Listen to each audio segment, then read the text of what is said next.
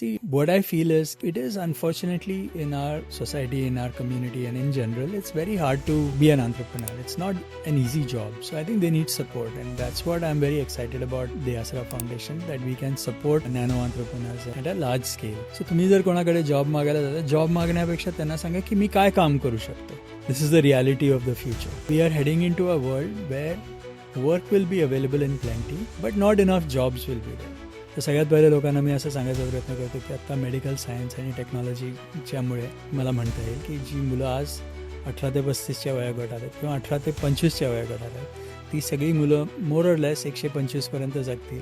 Not just that, हे science एवढं वाढतं आहे की ते 40च्या वयात असल्यासारखी 40 वर्ष जगतील. म्हणजे आपण जेव्हा हेल्थ स्पॅन वाढवणार आहे तेव्हा फक्त म्हातारपण न वाढवता त्यांची यंग प्रोडक्टिव्ह इयर्स आपण वाढवणार. असा जेव्हा विचार सुरू केला की ठीक आहे, काहीतरी सुरू करू, काहीतरी करायला पाहिजे, आपल्या देशात कशाची गरज आहे, असं लक्षात आलं की आपल्या देशामध्ये प्रत्येक वयाची 2.5 कोटी मुलं किंवा लोक आहेत. काहीतरी 700 कोटी वगैरे आहेत. त्यामुळे तुम्ही कसंही कॅल्क्युलेट केलं तर 2.5-3 कोटी दर वयाची लोक आहेत.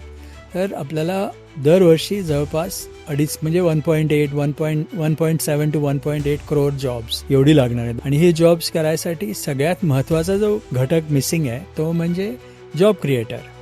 जर जॉब क्रिएटर्स असतील तर जॉब्स क्रिएट होतील. तर जॉब क्रिएटर्स कसे तयार व्हायचे त्याच्यासाठी मग विचार करायचं ठरवलं. असं काही नाही की you have to be born entrepreneur, असं काही नाही. Everybody has to be one and everybody can learn to be one.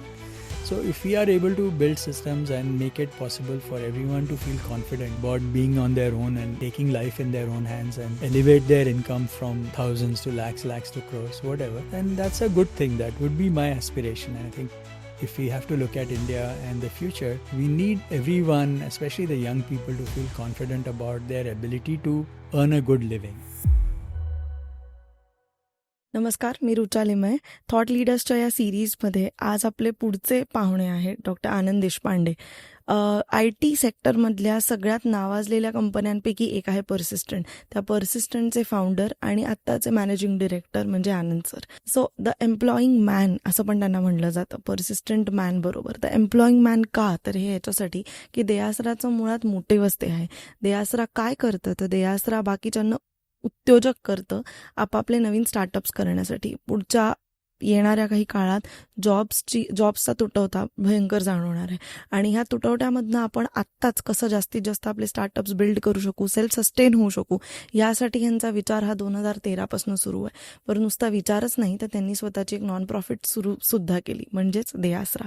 आज ह्या देआसरा फाउंडेशनमध्ये जवळ 30 ते 40 एम्प्लॉई असून भरभरून प्रतिसाद त्याला मिळतो. 5 लाखपेक्षा जास्त लोक त्याला रजिस्टर्ड आहेत आणि लवकरच त्यांचा एंटरप्रेन्योर एक्सलन्स अवॉर्ड्स येणार आहेत, म्हणजे EEA.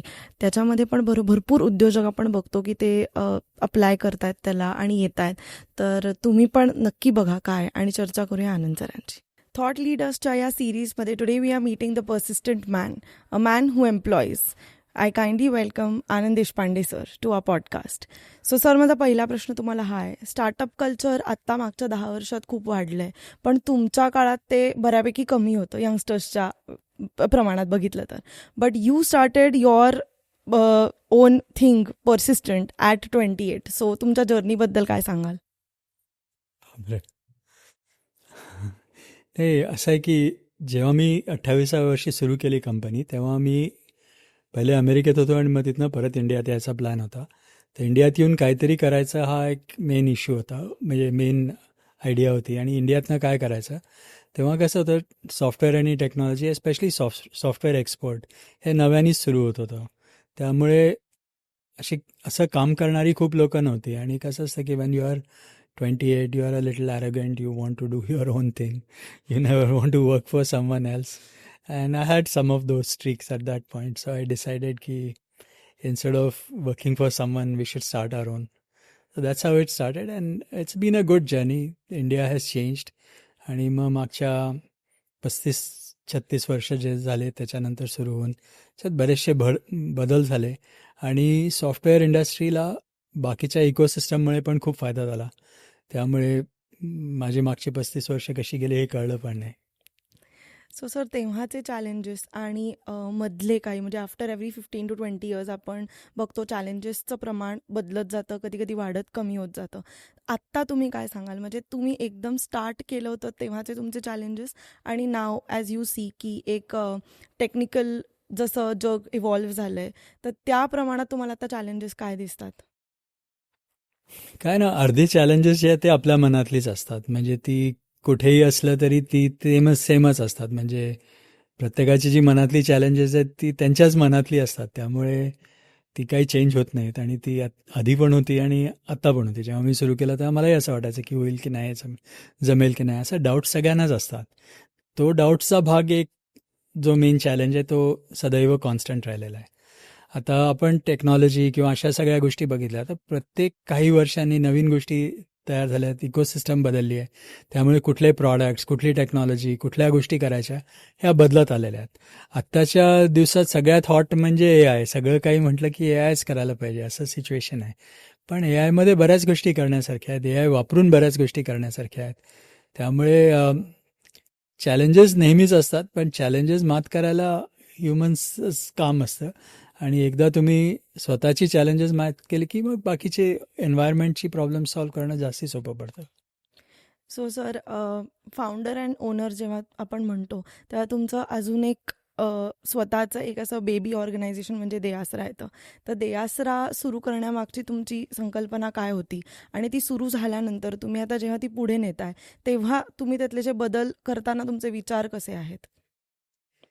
तर सो ॲज यू सेड, मी 1990मध्ये पर्सिस्टंट सुरू केले आणि तेव्हा जेव्हा when I turn 50, when I was nearly 52 or so, तेव्हा असं लक्षात आलं की आपण काहीतरी लर्न, अर्न आणि रिटर्न असा थोडासा विचार होता. आणि जेव्हा मी रिटर्न काय करायचं याच्याबद्दल विचार करायला सुरुवात केली तेव्हा मी बरीच लोकांची पुस्तकं किंवा बिल गेट्सनी काय केलं, त्यांनी गेट्स फाउंडेशन कसं सुरू केलं, मायकल डेलनी त्यांचं कसं केलं, वॉरन बफेटचे काय आयडियाज होते, असे सगळे थोडेसे वाचल्या. आणि मला असं लक्षात आलं आणि त्यांनी लिहिलेल्या याच्यामध्ये असं लिहिलं होतं की जेव्हा तुम्ही पर्सनल फिलॅन्थ्रोपी करता तेव्हा कुठला तरी असा मोठा प्रॉब्लेम बघायला पाहिजे. छोटे छोटे प्रॉब्लेमला बरेच सोर्सेस असतात, पण पर्सनल फिलॅन्थ्रोपीला तुम्ही असा कुठला तरी लॉंग टर्म आणि बराच दिवस टिकेल आणि बराच मोठा असा काहीतरी प्रॉब्लेम तुम्ही घ्यावा आणि जो म्हणजे रेस्ट ऑफ द लाईफपर्यंत चालू शकेल. आणि त्याच्यात असं काहीतरी असायला पाहिजे की ज्यांनी तुम्हाला 25 वर्ष त्याच्यामध्ये काम करायची स्फूर्ती मिळावी. अशा प्रकारचा प्रॉब्लेम घेतला तर त्याच्यातनं फिलॅन्थ्रोपी करणं जास्ती सोपं पडतं. तर असा जेव्हा विचार सुरू केला की ठीक आहे, काहीतरी सुरू करू, काहीतरी करायला पाहिजे, आपल्या देशात कशाची गरज आहे, तेव्हा आता मी आंत्रप्रेनर होतो. मला असं लक्षात आलं की आंत्रप्रेनरशिप खूप एक्सायटिंग होऊ शकतं. मग आंत्रप्रेनरशिप म्हणजे काय करायला पाहिजे, कशा प्रकारची लोक बघणार आहेत असं वगैरे. तर मग असं लक्षात आलं की आपल्या देशामध्ये प्रत्येक वयाची 2.5 कोटी मुलं किंवा लोक आहेत असं म्हणू. आणि त्याचा हिशोब सरस सोपा आहे. म्हणजे आपण 35च्या खालीच काहीतरी 700 कोटी वगैरे आहेत. त्यामुळे तुम्ही कसंही कॅल्क्युलेट केलं तर 2.5-3 कोटी दर वयाची लोक आहेत. तर आपल्याला दरवर्षी जवळपास समज 2.5 म्हणजे 1.8, 1.7 to 1.8 करोड जॉब्स एवढी लागणार आहे. दर महिन्याला 15 लाख ते अशा नंबरची जॉब्स लागणार आहेत. आणि हे जॉब्स करायसाठी सगळ्यात महत्त्वाचा जो घटक मिसिंग आहे तो म्हणजे जॉब क्रिएटर. जर जॉब क्रिएटर्स असतील तर जॉब्स क्रिएट होतील. तर जॉब क्रिएटर्स कसे तयार व्हायचे, त्याच्यासाठी मग विचार करायचं ठरवलं. आणि मग थोडं अजून स्टडी केल्यानंतर लोकांचे नंबर्स बघितल्यावर असं लक्षात आलं की आपल्या देशामध्ये जास्तीत जास्ती जॉब्स जे आहेत ते 1 कोटीच्या खालचे जॉब्स आहेत. म्हणजे छोट्या छोट्या कंपनीज आपल्या देशात खूप जास्ती आहेत. लोक म्हणतात की जर आपण 7 कोटी का जे काही कंपनीज आपल्या भारतामध्ये आहेत त्यातल्या जवळपास 95% कंपनी, 98% कंपनीज SMB म्हणून धरतात, SMEमध्ये धरतात, म्हणजे 500 कोटीच्या खाली आता. आणि त्यातल्या 95% प्लस 1 कोटीच्या खाली आहेत. म्हणजे 1 कोटीच्या खाली भरपूर कंपनीज आहेत आणि त्यांच्यासाठी गव्हर्नमेंट किंवा बाकीच्यांना जो सपोर्ट लागतो तो काही मिळत नाही. म्हणून मग आम्ही ठरवलं की आपण देआसरा फाउंडेशन बनवायचं. आणि deAsra foundation should focus on nano entrepreneurs. And by nano entrepreneurs we just decided that we should look at companies that are between 10 lakh rupees and 1 crore rupees. आणि ह्याचं मेन कारण अजून एक असं आहे की आपल्या देशामध्ये ना 2 प्रकारच्या गरज आहेत. एक गरज अशी आहे की क्वांटिटी ऑफ जॉब्स, म्हणजे आपल्याला ॲज मी म्हटल्याप्रमाणे जवळपास 1.8 करोड जॉब्सची गरज आहे. पण नॉट जस्ट दॅट, आपल्याला हाय क्वालिटी जॉब्सची पण गरज आहे. म्हणजे कसं की आपण जर आपला एम्प्लॉयमेंट पिरॅमिड किंवा इन्कम अर्निंग पिरॅमिड बघितला आपल्या ह्याच्यामध्ये, तर जर कुठली फॅमिली 10-12 हजारच्या पेक्षा कमी असेल ना, तर ते खूप रिस्की झोनमध्ये जातात. त्यांचं नेगेटिव्ह स्पायरल होऊ शकतं. काही प्रॉब्लेम आला की they run into difficulty and they remain poor forever. पण जर तुम्ही त्यांना 25,000 पर मंथ, म्हणजे समजा अबाउट 3 लाख पर इयर, या झोनमध्ये जर तुम्ही नेऊ शकलात, तर मग ऑटोमॅटिकली त्यांना बाकीच्या गोष्टींना विचार मिळतो. म्हणजे त्यांच्या मुलांना त्यांना शाळेला विचार करायचा एवढा विचार नाही करत. शाळेत नक्की पाठवतील, घरी स्कूटर सायकल विकत घेतील, थोडासा इन्शुरन्सचा खर्च करतील, हेल्थकेअर बेनिफिट्स मिळतील. हे जे आपल्याला लाँग टर्म बेनिफिट्स असायला पाहिजे, ते जर 3 लाखाच्या वर फॅमिली इन्कम असेल तरच हे शक्य आहे. तर आपण जर उद्योजक म्हणतोय आणि प्रत्येकाने 3 लाख कमवायचे त्याच्यामध्ये, तर मग 10च्या खाली घेण्यात काहीच पॉईंट नव्हता. म्हणून 10 ते 1 कोटी असा तो आपण ठरवला की 10 कोटीच्या खाली आपण सगळ्यांना सांगायचं की हे करा ते करा, आणि त्यांनी ते जर 3 लाख पण कमवू शकणार नसतील तर मग आपण त्यांचा वेळ खाणार आणि त्यांना काहीच देत नाही. म्हणून ते त्याच्यात न जाता आपण 3 लाखाच्या वरचे जे काय जॉब्स होऊ शकतात, प्रत्येक एम्प्लॉईला 3 लाखाच्या पेक्षा जास्ती मिळावे अशासाठी जे काय करता येईल त्याच्यासाठी हा पूर्ण उपक्रम आपण सुरू केला. आता हा आपण 2013मध्ये सुरू केला. आता 13 वर्ष होत आली, यावर्षी होतील. आणि बऱ्याचशा नवीन गोष्टी आपण केल्या, एक्सपेरिमेंट केला. आता हे जेव्हा सुरू केलं तेव्हा यात काय होणार आहे, कसं करायचं ते काहीच माहीत नव्हतं. सो आपण कसं आहे, when you run a startup किंवा when you run a business, कसं असतं, you build as they call you basically build an iterative system ki you figure out, you build a model, you try experiments. If it works, then you do more of it. If it doesn't work, then you pivot, change, try again, right? So that's the lean methodology that you will use in any startup. So we have been following that. So we are very happy to experiment, try things out. Things that work, we try to do more of them. If they don't work, then we try to change and redo them. So over the last 13 years or so, we've had many such experiments. Some have worked, some have not. But I must say we have learnt a lot all through them. So on that note मला सांगायला आवडेल की देयासरांनी आतापर्यंत 500,000 लोकांना 5 लाख म्हणणं. 5 लाख लोकांना register केलंय. आणि I think that's a big number. DeAsra is also trying to go pan India आणि trying to tap as many people as they can. So I think this is one of the most noble cause. कारण नेहमी आपण बघतो usually NGO एखादं म्हणलं तर ऑर्फनसाठी काम करणारे खूप लोक असतात किंवा ओल्ड एज लोकांसाठी काम करणारे खूप लोक असतात.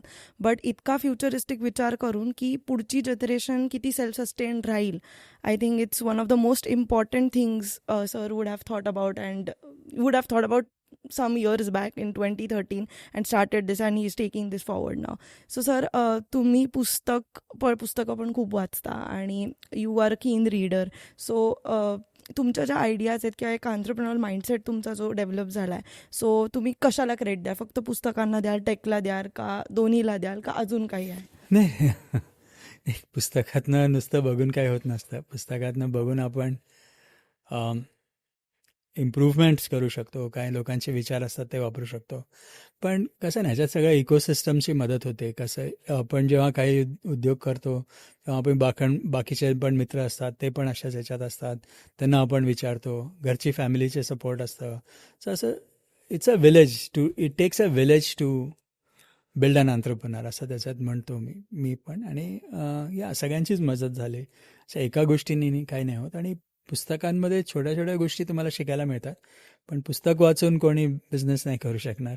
तसंच आपण म्हणू की कोणी पुस्तक वाचून स्विमिंग नाही करू शकत. स्विमिंग करायला लागलं कीच ते लक्षात येतं की अरे हात कसे मारायचे, पाय कसे मारायचे. आणि एकदा तुम्ही पाण्यात पोचला की you tend to do better than sitting on the ground. So sir, आता मी तुमच्यासमोर समजा एक 10 लाख युवा भारतीय मुलं आणून ठेवली, तर तुम्ही त्यांना काय म्हणजे सांगाल? काय तुम्ही त्यांना, म्हणजे तुम्हाला एक समजा 2 मिनटं दिली आणि त्या 2 मिनटात तुम्हाला त्यांना काहीतरी सांगायचं आहे आणि लाईफ लेसन्स द्यायचे आहेत. ही मुलं 18 ते 35 या वयोगटातली आहेत, तर तुम्ही काय सांगाल? नाही, आता आपण म्हणजे त्याला थोडंसं कॉन्टॅक्ट सांगायचा प्रयत्न करतो. मी आज जेव्हा युवकांशी बोलतो तेव्हा मी त्यांना एक 3-4 पॉईंटचा कॉन्टेक्स्ट देतो आणि त्याच्यानंतर त्यांनी काय करावं हे सांगू शकतो. तर कॉन्टेक्स्ट थोडा महत्त्वाचा आहे, कारण ते जर लक्षात आलं ना तर दॅन इट हेल्प्स. तर सगळ्यात पहिले लोकांना मी असं सांगायचा प्रयत्न करतो की आत्ता मेडिकल सायन्स आणि टेक्नॉलॉजीच्यामुळे असं बऱ्यापैकी मला म्हणता येईल की जी मुलं आज 18 ते 35च्या वयोगटात आहेत किंवा 18 ते 25च्या वयोगटात आहेत, ती सगळी मुलं मोर ऑर लेस 125पर्यंत जगतील.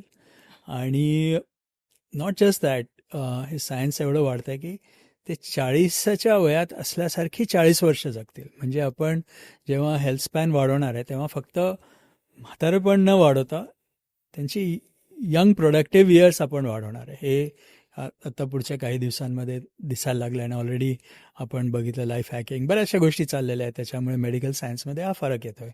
त्यामुळे जर तुम्हाला 125 वर्ष तुम्ही जगणार आहात हे लक्षात ठेवण्यासारखं, तर तुम्ही कमीत कमी 85 ते 90 होईस्तोवर जॉब करणार आहे किंवा काहीतरी काम करणार आहे. कारण जस्ट डेमोग्राफिक्स आपण जे बोललो त्यामुळे आता आपली population will not be able to support. तुम्ही रिटायरमेंट हा विचार करूच नाही, अशी सिच्युएशन आहे.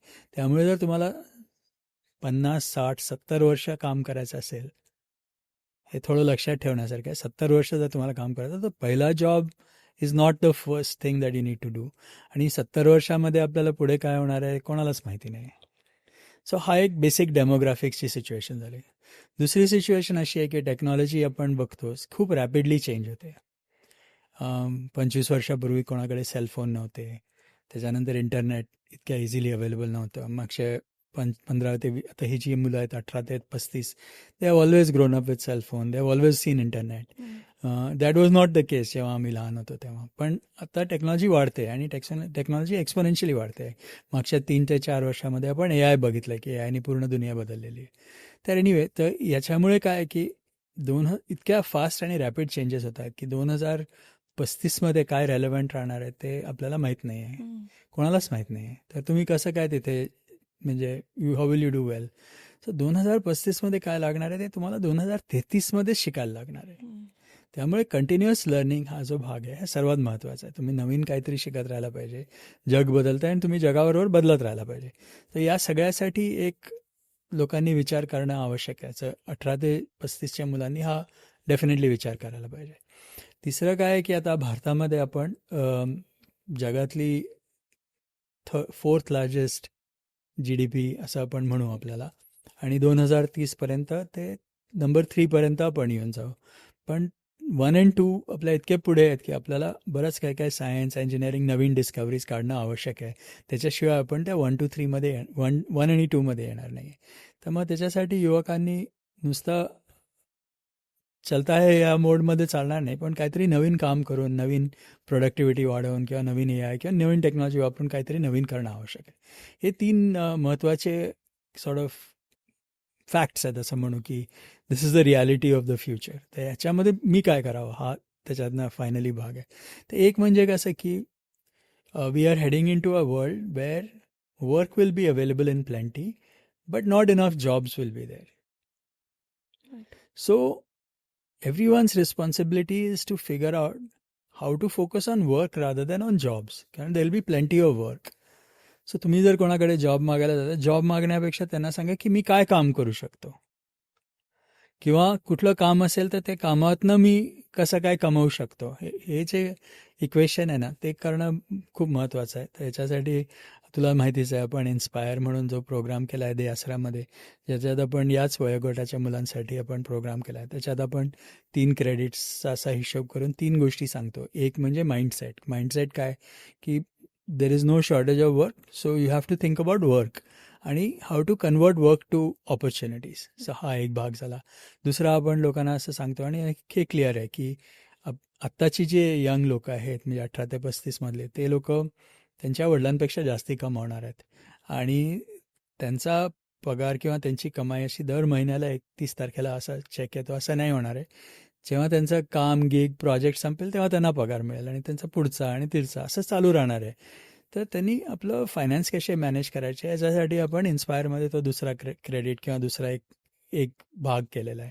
आणि तिसरा भाग जो केलेला आहे तो अशाबद्दल आहे की आत्ताची माझी गिग संपली की पुढची गिग कशी मिळवायची हे मला माहिती पाहिजे, कारण माझी गिग संपली, माझं काम संपलं, प्रोजेक्ट संपलं, तर सेल्स स्किल्स काय आहेत ना त्या महत्त्वाच्या आहेत. आणि त्याच्यासाठी आपण बराच विचार केलेला आहे की आपण का बरं, आता समजा एका रेस्टॉरंटमध्ये तुम्ही गेला तर का बरं तुम्ही त्याच रेस्टॉरंटमध्ये पुन्हा जाता, कारण आवडतं म्हणजे काय, सर्व्हिस चांगली आहे म्हणजे काय, आणि केव्हा तुम्ही इतके त्रस्त होता की मी पुन्हा कधी येणार नाही, हे जर लक्षात आलं तर मग तुम्ही कस्टमर कसा रिटेन करायचा, पुढचा कस्टमर मला कसा मिळायचा, हे जर तुम्हाला लक्षात आलं तर तुम्ही नक्कीच सक्सेसफुल व्हाल. तर जस्ट टू समराईज, एक म्हणजे कंटिन्युअस लर्निंग, तुम्हाला सतत शिकत राहणं आवश्यक आहे.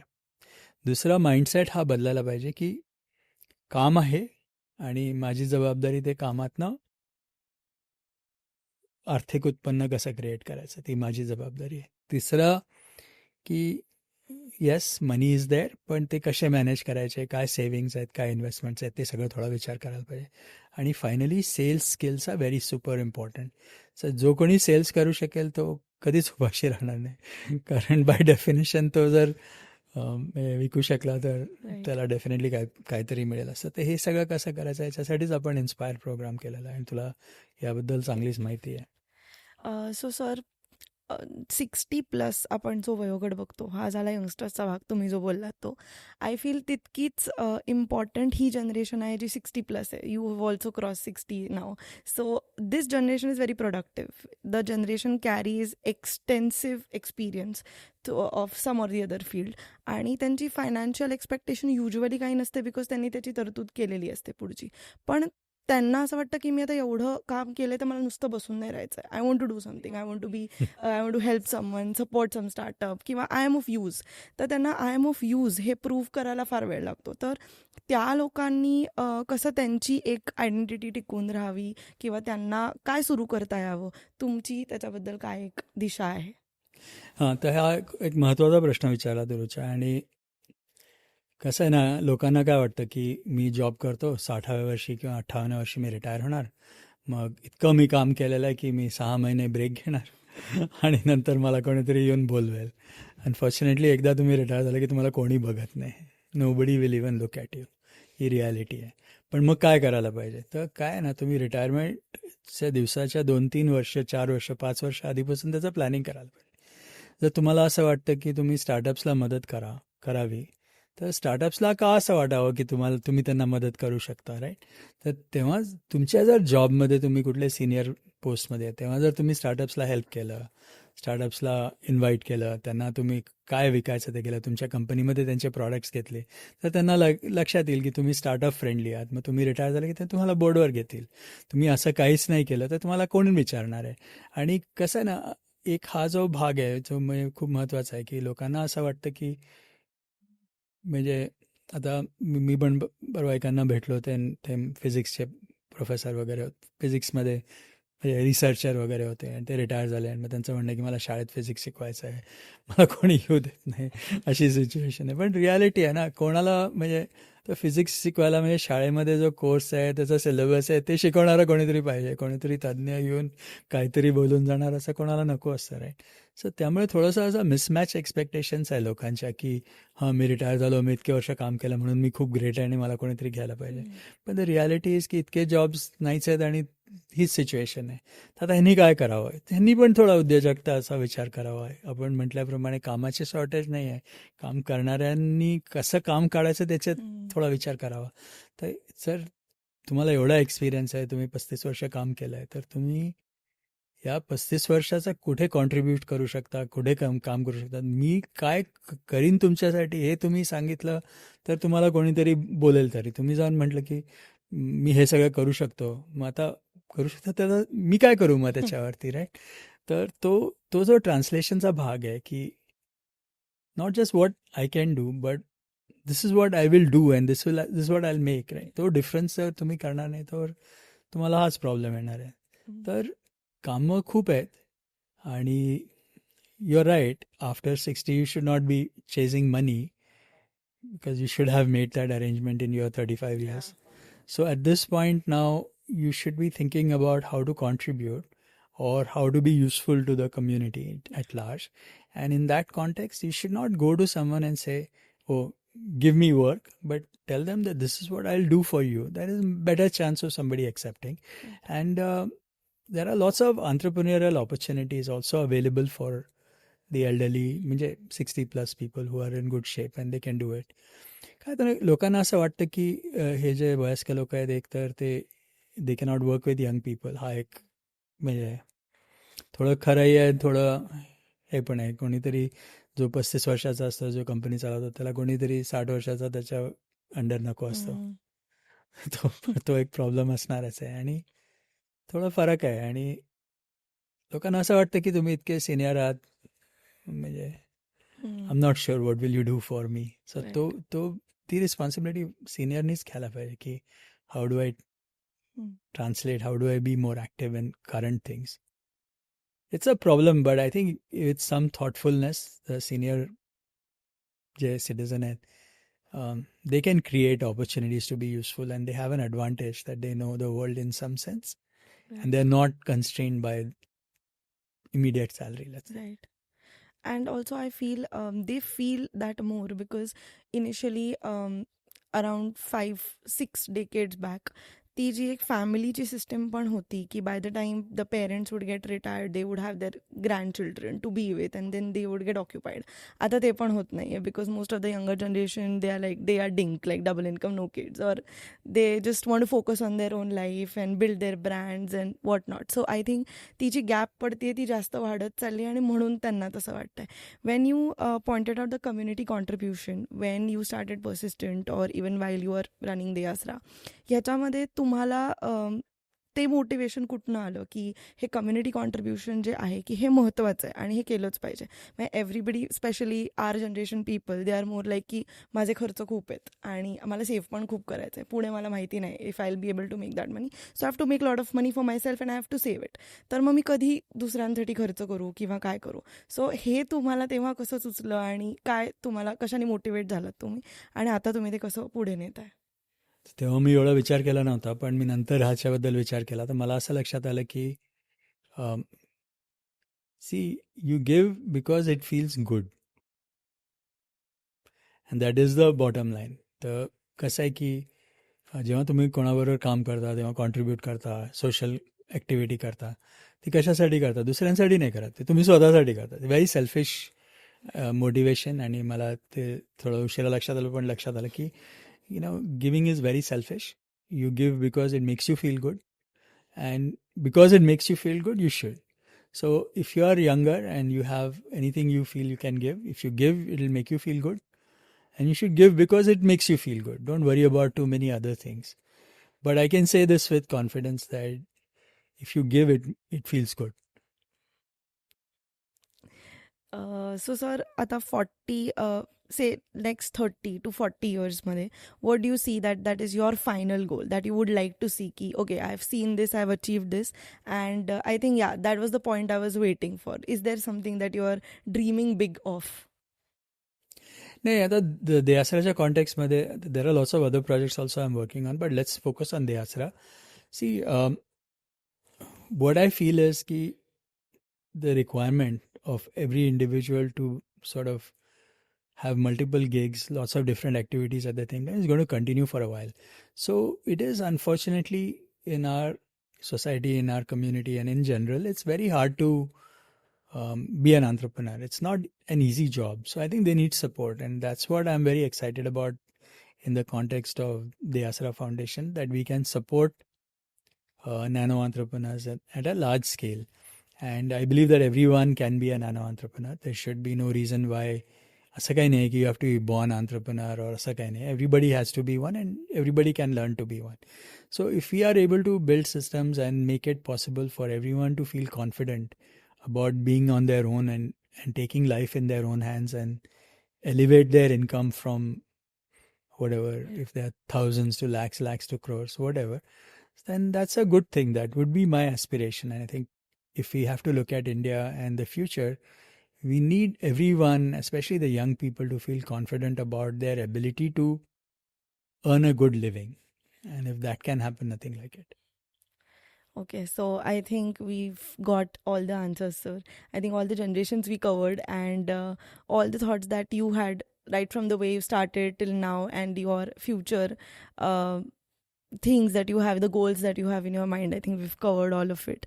And I would just like to tell one thing that so on Instagram or YouTube, when we would put these reels or shorts, we would want people to DM that what they feel about their entrepreneur mindset. Like if they at any point of time they feel like I wanted to start this but I think it's too late or whatever, I would want them to tap it so that we would want to know through the Asra's point of view that how many of them are really interested but kind of backing and not coming in front of everyone, and we would like to know more about that. Yeah, I think another related thing is that I find that as we look ahead, more and more people will have multiple small gigs that they will do on an ongoing basis. So it will be good to learn what kind of gigs people are trying out. And what I find is that there are lots of examples of kind of gigs that never existed 10 years back. Look at, some of the reel making or any of those things, or dog walkers. So there's like so many new things that people are coming up with. It'll be nice to see a catalog of all these exciting things. So if people have ideas on that, let's see if we can learn something more. Absolutely. So now that you've been helping us at the Asra Foundation, what are the few things that you think are unique or which you think would be very useful for people at large to know about the Asra? When you are inside the system, you only see so much. Now you are an outsider. You have been looking at it for the last few months. Yes. What do you find unique and exciting? Sir, I think the most important thing is guidance. Nobody knows that. So the first thing I think I learned was that job is primary and entrepreneurship is secondary. So if with my job I'm able to build my brand, only then probably at some point of time I can leave the job and start it. That perspective was broken. So I think the more you get motivated to build your own brand, you work harder and you get the confidence that I might find a job tomorrow, but this will not happen. So at the Asra, what I feel is that different people, different project managers are doing different jobs. Some are trying to tap youngsters, some are trying to work on policy. Every sector is equally important. The idea is to reach people, youngsters specifically, not just in Pune or Maharashtra, but pan-India. The need of the Asra is not just for the city or the state, it's pan-India. And I think that is somewhere we are trying to tap more, that the more people who are interested or, somewhere they have started this feeling that, okay, I want to build my brand, but I don't know what to do or whom to go to. Like I said, that there are so many NGOs who work for orphans or old age homes, but nobody knows that there is there's an organization who will give you this, full support. They'll try to be there. They'll try to solve your problems or at least understand what are you trying to do. So this whole outreach, I would say, is more importantly should happen pan-India, which I feel now Pune people know about the Asra. Maharashtrians also know about the Asra, but I think pan-India, they need to know so that they know that we are here to support you. So I think that is something we are trying to target the most. Sounds good. Thank you, sir. Thank you for making time for this. And we all look always forward to listen you. Let it be through on different channels or, on different diocese. But I think it's very important that you never carried any legacy of, a business family, yet you started your own thing. And I think that is something which makes everyone believe that you can be the first one in your generation to do whatever you want. It should be more planned and little disciplined, and you can succeed. So I think this one big message that we get from you is very inspirational. Thank you so much for making time, and thank you so much. Thank you. It was fun chatting with you.